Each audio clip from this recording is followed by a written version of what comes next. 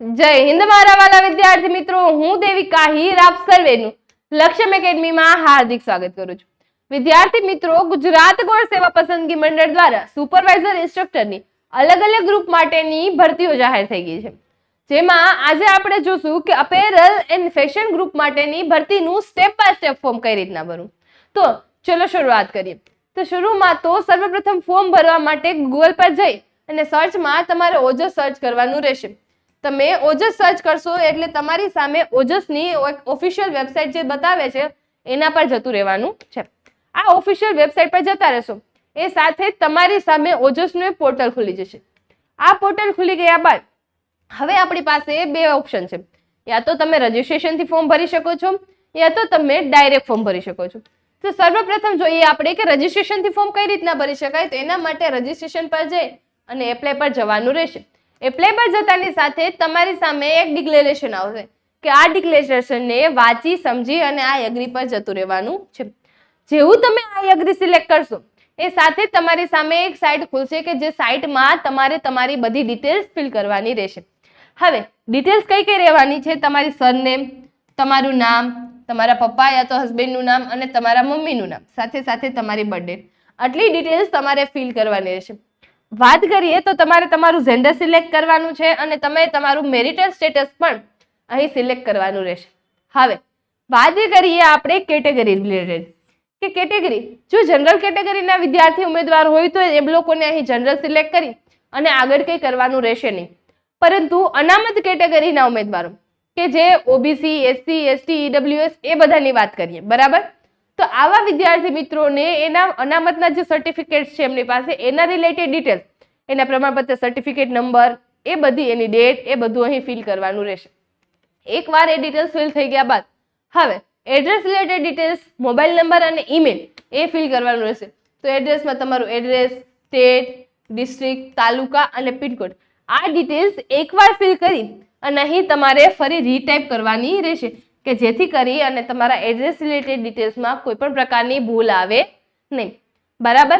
હવે વાત કરીએ મોબાઈલ નંબરની. તો મોબાઈલ નંબર જે તમારે કરંટ યુઝમાં હોય એવો મોબાઈલ નંબર તમારે અહીં ફિલ કરવાનો રહેશે.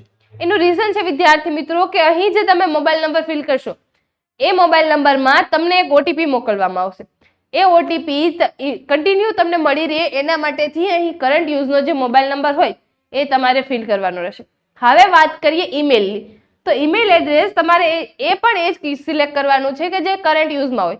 એનું રીઝન છે કે જે પણ એપ્લિકેશન રિલેટેડ ડિટેલ્સ છે એ બધી ડિટેલ્સ તમને તમારા ઈમેલ પર મોકલી આપવામાં આવશે. હવે એક વખત એડ્રેસ, મોબાઈલ નંબર અને ઈમેલ સિલેક્ટ થઈ ગયા બાદ નેશનાલિટી સિલેક્ટ કરી અને આગળ વધી જવાનું રહેશે. હવે વાત આવે છે અન્ય માહિતી. કઈ માહિતી? તો કે શું તમે વધારાના ગુણ મેળવવા લાયક છો રમતગમતમાં? જો હા, તો સ્પોર્ટ્સ રિલેટેડની તમારી જે પણ ડિટેલ્સ છે એ અહીં તમારે ફિલ કરવાની રહેશે. શું તમે દિવ્યાંગતા ધરાવો છો તો એ રિલેટેડ ડિટેલ્સ પણ ફિલ કરવાની રહેશે. સાથે સાથે જો તમે વિધવા હોવ તો એના રિલેટેડ ડિટેલ્સ પણ ફિલ કરવાની રહેશે. વાત કરીએ કે શું તમે એક્સ સોલ્જરમેન છો, શું તમે આર્મીમાં કામ કરેલું છે? જો હા, તો એના રિલેટેડ બધી ડિટેલ્સ તમારે ફિલ કરવી કમ્પલસરી બની જાય છે. શું તમે ગુજરાત ગવર્મેન્ટના કરંટ એમ્પ્લોય છો, એટલે કે ગુજરાત ગવર્મેન્ટમાં હાલમાં તમે નોકરી કરી રહ્યા છો? જો હા, તો એના રિલેટેડ બધી ડિટેલ્સ તમારે ફિલ કરવી કમ્પલસરી બની જાય છે.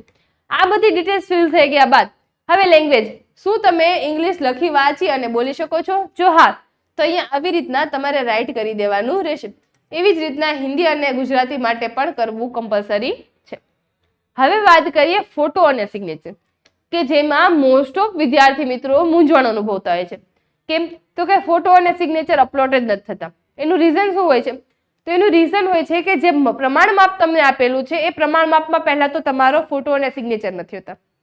ત્યારબાદ વાત કરીએ તો જે સાઇઝમાં તમારી પાસેથી ફોટો માંગેલો હોય છે એ સાઇઝ પણ તમારે બરોબર હોતી નથી.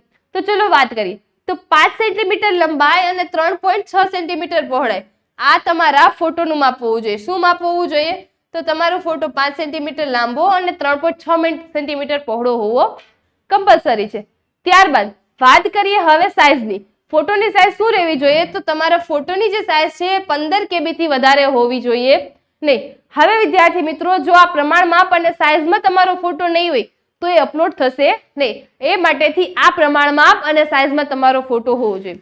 હવે વાત કરીએ એ જ રીતે આપણે સિગ્નેચરની, કે સિગ્નેચરનું પ્રમાણ માપ અને સાઇઝ શું રહેશે? તો 2.5 સેન્ટીમીટર લંબાઈ અને 7.5 સેન્ટીમીટર પહોળાઈ.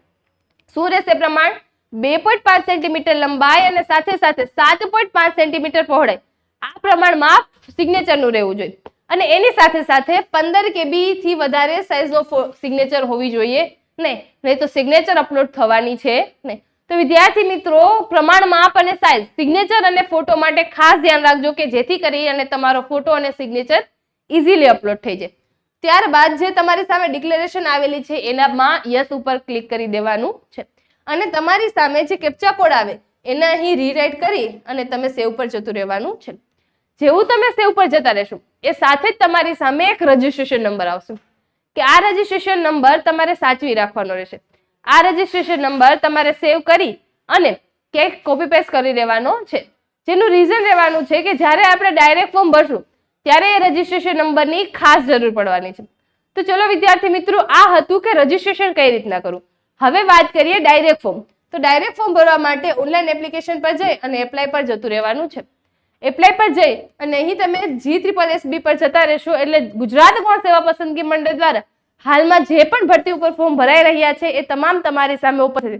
જે પૈકી આપણે કેમ અપેરલ અને ફેશન ગ્રુપમાં ફોર્મ ભરવાનું છે તો એની સામે જે એપ્લાય આપેલું છે એના પર જતું રહેવાનું છે. હવે અહીંથી જે તમે જતા રહેશો એપ્લાય ઉપર એટલે તમારી સામે પોસ્ટ રિલેટેડ બધી ડિટેલ્સ આવી જશે.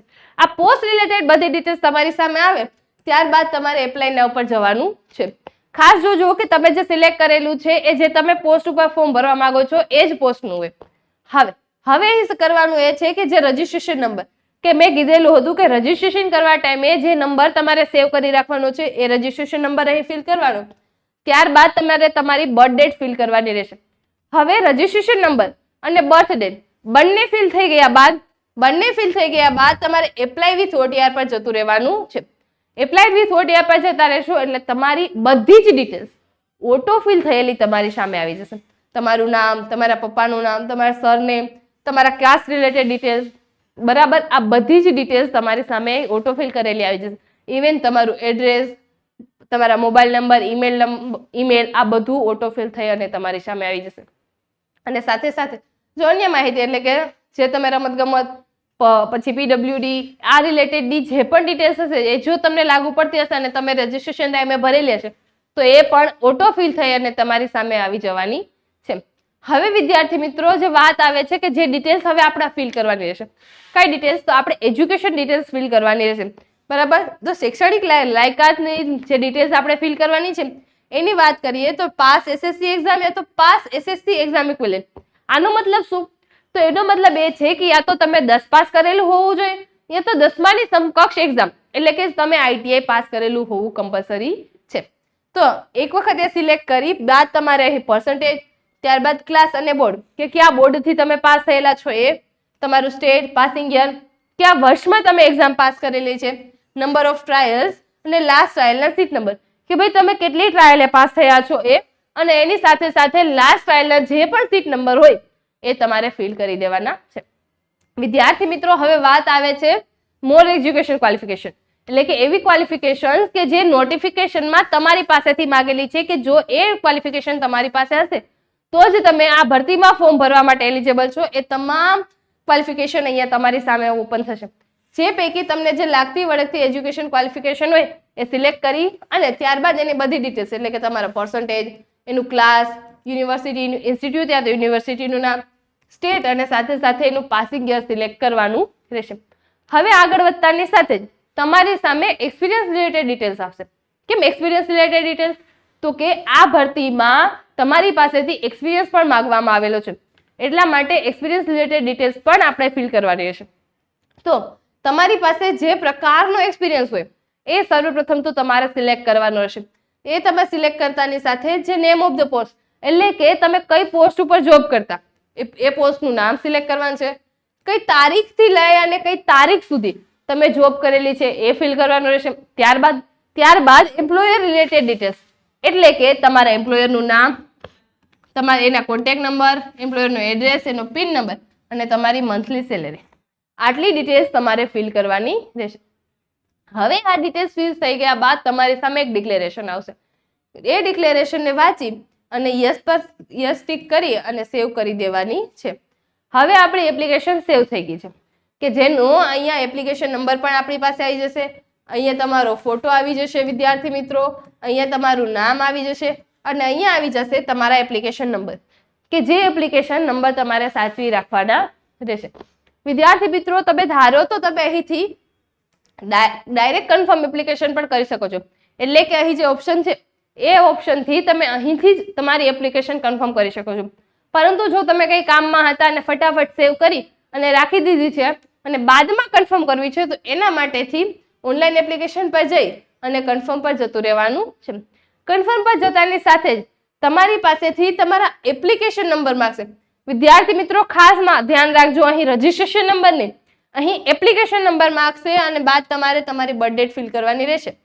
તમારા એપ્લિકેશન નંબર અને બર્થ ડેટ ફિલ થઈ ગયા બાદ જે કેપ્ચા તમારી સામે આવે છે એને ઓટો ફિલ કરી અને સેવ ઓકે પર જતું રહેવાનું છે. ઓકે પર જતા રહેશો એટલે તમારી સામે જે તમારી એપ્લિકેશન કન્ફર્મ થયેલી છે, જે એપ્લિકેશન રિલેટેડ ડિટેલ્સ તમારી સામે આવી જશે. તમારું નામ, એપ્લિકેશન નંબર, કઈ પોસ્ટ માટે એપ્લિકેશન કરેલ છે, એ બધી ડિટેલ્સ અહીં તમારી સામે આવી જવાની છે. આ ડિટેલ્સ આવતા તમારે કન્ફર્મ એપ્લિકેશન ઉપર જતું રહેવાનું છે. હવે વિદ્યાર્થી મિત્રો જેવા તમે કન્ફર્મ એપ્લિકેશન ઉપર જતા રહેશો એ સાથે જ તમારી એપ્લિકેશન કન્ફર્મ થઈ જવાની છે. અહીં તમારો કન્ફર્મેશન નંબર આવશે કે જે કન્ફર્મેશન નંબરને તમારે ખાસ નોંધવો જરૂરી છે કે તમે અહીંથી કોપી કરી અને ક્યાંય સુરક્ષિત જગ્યાએ પેસ્ટ કરી અને રાખી શકો છો. અને જો વિદ્યાર્થી મિત્રો તમે ધારો તો અહીંથી તમે ડાયરેક્ટ એપ્લિકેશનની પ્રિન્ટ પણ કાઢી શકો છો. અને હવે વાત કરીએ ફીસ, કે ફીસ કઈ રીતના, તો અહીં ફીસનો ઓપ્શન છે કે પે ફીસ ઓનલાઈન પર જતા રહેશો ત્યાંથી જઈ અને તમે ફીસ પણ પે કરી શકવાના છો.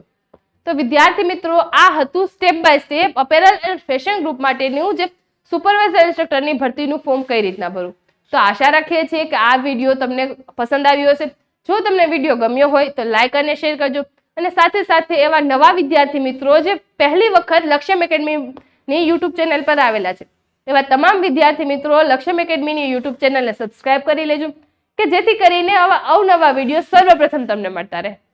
અને સાથે સાથે અમારા ટેલિગ્રામ પેજ લક્ષ્યમ એકેડમી ઓફિશિયલના પેજને જોઈન કરી લેજો કે જેથી કરીને અવનવી માહિતી સર્વપ્રથમ તમને મળતી રહે. તો વિદ્યાર્થી મિત્રો ફરી મળીશું એક આવા જ અવનવા વિડીયો સાથે. ત્યાં સુધી જય હિન્દ, જય ભારત.